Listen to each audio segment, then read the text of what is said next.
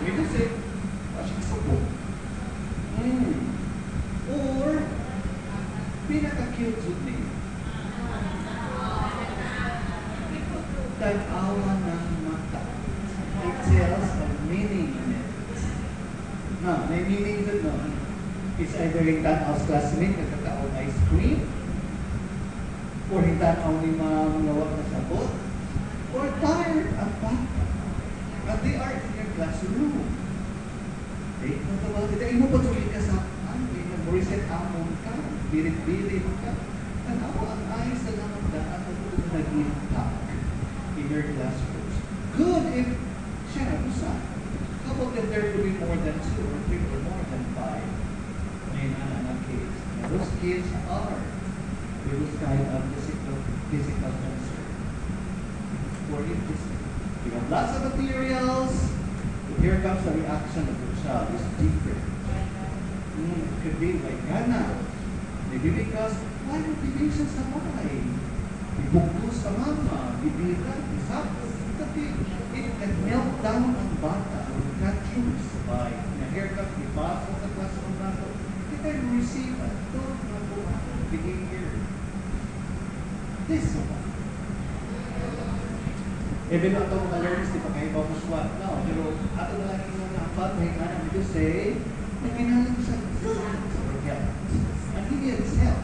And here comes ourselves. It's more than the willingness that we're going to help with this case. Because they're in pain emotionally. How about the cognitive aspects? How about the behavioral aspects?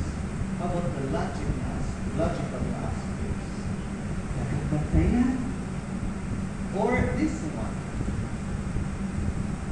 Pero nga doon na eksena na niya, dito ito pa rin no? Kung ikaw ba, kung ito sa teacher, and here comes your child, your learner, you can repeat after me. Diba na? Na, si Mama. Si Mama ito, sugod si Mama ito. Okay, repeat after me.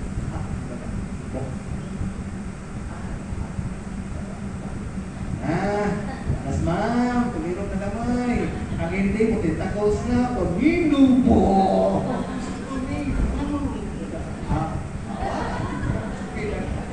Take note, they are angels.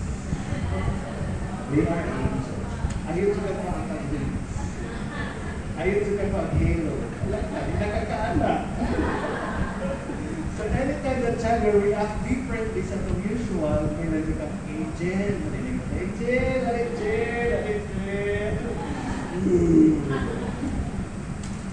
or this one. Now ang writings. They write differently. Sa hindi ka follow sa imong broken lines. Diba natin yung mga lines na subayon? Ang siya na ang broken line, di mo diha, ang bata, ito siya, ano yung nag-iisubo? 1, 2, ang bata po nila. Sila na, okay, by yourself. Okay, gabot sila rin. Nagkit, diri. Ana. Ano mo sa diri? Ano tagayo na po? Ano pag ngayon ba, no? Padayo. See?